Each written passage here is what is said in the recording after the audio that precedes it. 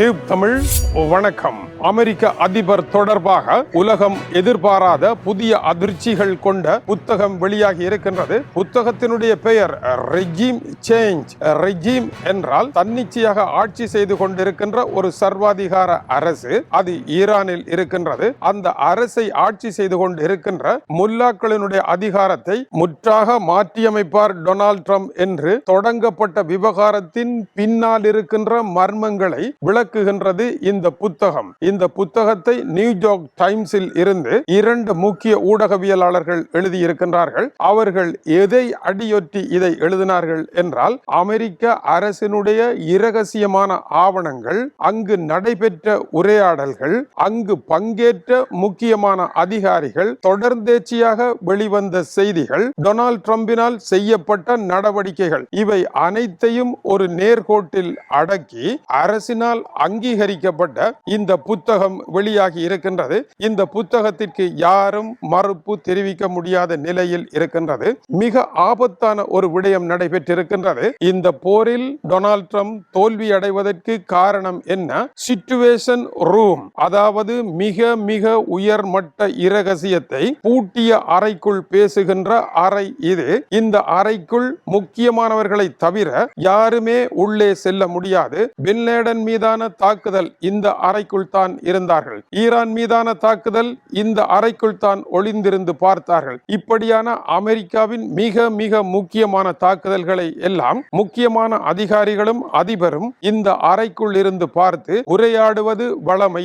உலகமே அறியாத இரகசிய கிடங்காக இது இருந்தது. ஆனால் இதற்குள் இவர்கள் என்ன பேசினார்கள் என்பதை யாரோ உளவறிந்து எடுத்து விட்டார்கள். இதுதான் இப்பொழுது ஏற்பட்டிருக்கின்ற அதிர்ச்சி என்று அந்த புத்தகம் கூறுகின்றது. அவர்கள் உளவறிந்திருப்பார்களாக இருந்தால் என்ன நடைபெற்றிருக்கும்? ஈரானுக்கு எதிராக எதற்காக இந்த போர் நடைபெறுகின்றது? இதனுடைய ஆரம்பம் என்ன? இதில் என்ன செய்ய போகின்றார்கள் என்ற விடயங்கள் எல்லாம் எதிரிகளுக்கு தெரிந்திருக்கின்றது. அதனால் தான் இந்த படை இந்த வழியால் தான் வரப்போகின்றது, இந்த போரினுடைய நோக்கம் இதுதான் என்பதை அவர்கள் அறிந்து விட்டார்கள் என்பது முதல் அதிர்ச்சி செய்தியாக இருக்கின்றது.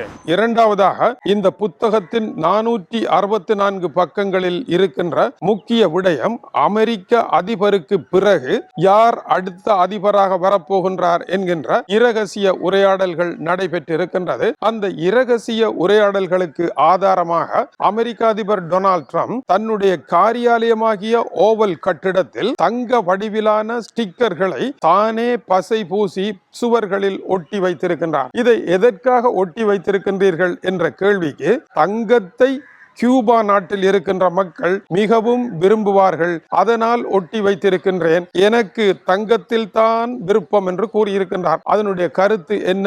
இப்போதைய அமெரிக்க அதிபரனுடைய வெளியுறவுத்துறை அமைச்சர், இதுதான் அமெரிக்காவினுடைய பிரதமர் பதவியாகும். இந்த பதவியில் இருப்பவர் மார்க்கோ ரூபியோ. மார்க்கோ ரூபியோ அமெரிக்கர் அல்ல, கியூபாவை பின்னணியாக கொண்ட ஒரு வம்சத்தில் இருந்து வந்தவர். எனவே அமெரிக்காவினுடைய அடுத்த தேர்தலில் அமெரிக்க அதிபரனுடைய வாரிசாக இவரைத்தான் தெரிவு செய்ய போகின்றார் என்பது இந்த குறியீட்டு அடையாளமாக இருக்கின்றது. ஆனால் ஊடகவியலாளர்கள் டொனால்ட் ட்ரம்பிடம் மார்க்கோ ரூபியோ, ஜேடி வான்ஸ் இப்போதைய உப அதிபர், அவர்தான் வர வேண்டும் முறைப்படி அதிபருக்கு அடுத்ததாக, இந்த இருவரையும் வைத்து தி வால் ஸ்ட்ரீட் ஜேர்னல் பத்திரிகையினுடைய உரிமையாளரிடம் டொனால்ட் ட்ரம்ப் கேட்டார், இதில் யார் சிறந்தவர் என்று. ஜேடி வான்ஸ் எதிர்காலத்தில் பிரபலமான அரசியல்வாதியாக வருவதற்கான எல்லா வாய்ப்புகளையும் கொண்டவராக இருக்கின்றார்.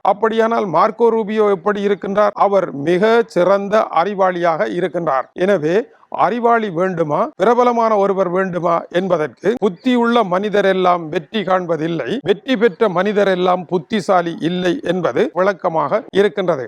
ஆனால் டொனால்ட் ட்ரம்ப் எதற்காக ஜேடி வான்ஸை வெறுக்கின்றார் என்பதற்கு, ஈரான் மீதான போரை முதல் தடவையாக நடைபெற்று 12 தினங்கள் நடைபெற்ற போரில், அந்த போரில் ஈரானுடைய அணு ஆயுத கட்டமைப்புகள் எல்லாம் அழிக்கப்பட்டுவிட்டன என்றும், முழுமையான அழிவு ஏற்பட்டு விட்டதாகவும் டொனால்ட் ட்ரம்ப் கூறினார். ஊடக உலகில் வெளியில் வந்து கூற முற்பட்ட பொழுது அவரை வழியில் தடுத்திருக்கின்றார் ஜே.டி. வான்ஸ். இப்படி கூறாதீர்கள், நீங்கள் நினைத்தது போல வெற்றிகள் எதுவும் நடைபெறவில்லை. 16 வாகனங்கள் இரகசியமாக நின்றிருக்கின்றன. அவர்கள் எல்லாவற்றையும் தூக்கி சென்று விட்டார்கள்.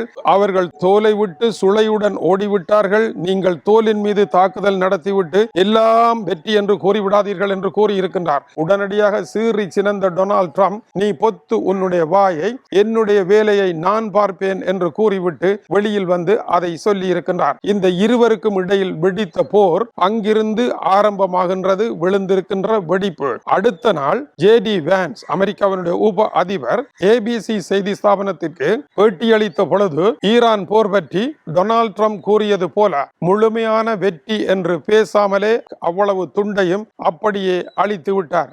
இதை பார்த்து கொண்டிருந்த டொனால்ட் ட்ரம்ப் அவரை அழைத்து மிக கடுமையாக ஏறத்தாழ தூசண வார்த்தைகள் போன்ற வார்த்தைகளினால், டொனால்ட் ட்ரம்ப் தூசணத்தை கறிக்கடைகளில் பேசுவது போல பேசுபவர் என்பதை மறந்துவிடக் கூடாது, திட்டி தீர்த்து பொழிந்து தள்ளி இருக்கின்றார். நான் என்ன சொல்கின்றேனோ அதைத்தான் நீங்கள் சொல்ல வேண்டுமே அல்லாமல் நீங்கள் நினைத்ததை சொல்ல முடியாது என்று பெரும் கலவரத்தை ஏற்படுத்தி இருக்கின்றார் அந்த பொழுதில். ஆனால் ஜே.டி. வான்ஸ் சொன்னதுதான் நடைபெற்றிருக்கின்றது. டொனால்ட் ட்ரம்ப் சொன்னது நடைபெறவில்லை. இதை கண்ட பின்னும் டொனால்ட் ட்ரம்ப் தன்னுடைய பேச்சுக்கு ஜே.டி. வான்ஸிடம் மன்னிப்பு கேட்டாரா என்றால் இல்லவே இல்லை.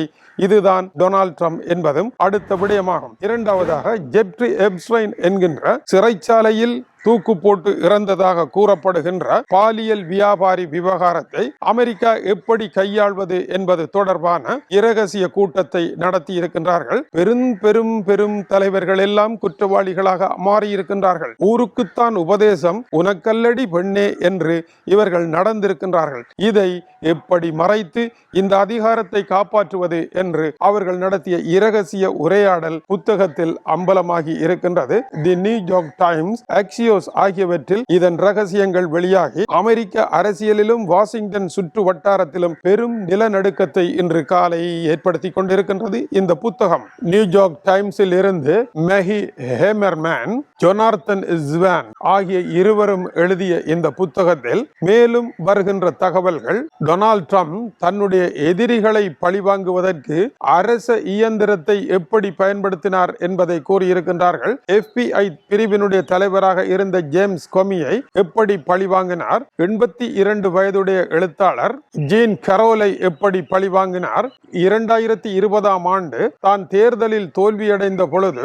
அந்த தேர்தல் சரியாக நடத்தப்பட்டது என்று கூறிய அமெரிக்க அதிகாரி ஒருவருடைய பெயர் என்ன என்று வெற்றி பெற்றதும் கேட்டிருக்கின்றார். அவருடைய கையாட்கள் உடனடியாக கூகுளில் தேடி அவருடைய பெயரை கூறியிருக்கின்றார்கள். உடனே டொனால்ட் ட்ரம்ப் அவர் மிக மோசமான ஆள், அவருக்கு எதிராக நடவடிக்கை எடுங்கள் என்று கூறிய உடன் அமெரிக்க வெள்ளை மாளிகையினுடைய உளவு பிரிவு அவரை சுற்றி வளைத்தது. அவர் மீதான குற்றங்களை தேடியது. இப்படி மாட்டிக்கொண்ட கிறிஸ் கிரட்ஸ் அவருடைய எதிர்காலமே அழிந்து போனது. இதுபோல தன்னை யாரெல்லாம் தாளம் போடாமல் எதிர்த்தார்களோ அவர்களை எல்லாம் சரித்து வீழ்த்துவதில் டொனால்ட் ட்ரம்ப் வெற்றி பெற்றிருக்கின்றார்.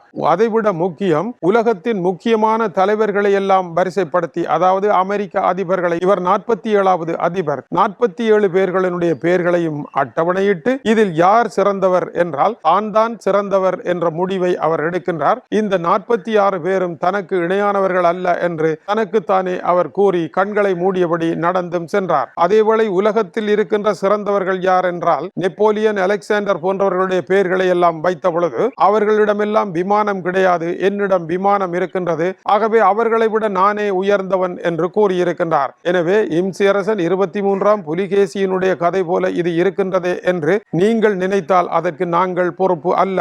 இது மட்டுமா, அமெரிக்க அதிபர் அவ்வப்போது சொன்ன கருத்துக்கள், அவருக்கு விளங்கப்படுத்த முடியாமல் தவித்த தவிப்புகள், அவர் அரசு கட்டிலில் இருந்ததனால் ஏற்பட்ட விந்தைகளை எல்லாம் உலகமன்றில் கொண்டு வந்து போட்டுடைத்திருக்கின்றது இந்த புத்தகம். இப்படி இந்த புத்தகத்தில் விந்தையான வினோதமான செய்திகள் ஏராளம் உள்ளன. அமெரிக்க அரங்கில் நேற்று வெளியாகி இருக்கும் இந்த புத்தகத்தை தமிழில் யார் தரப்போகின்றார்களோ தெரியாது. ஆனால் இதனுடைய உயிர் நாடியை உடனடியாக தமிழில் உங்களுக்காக தந்திருக்கின்றோம்.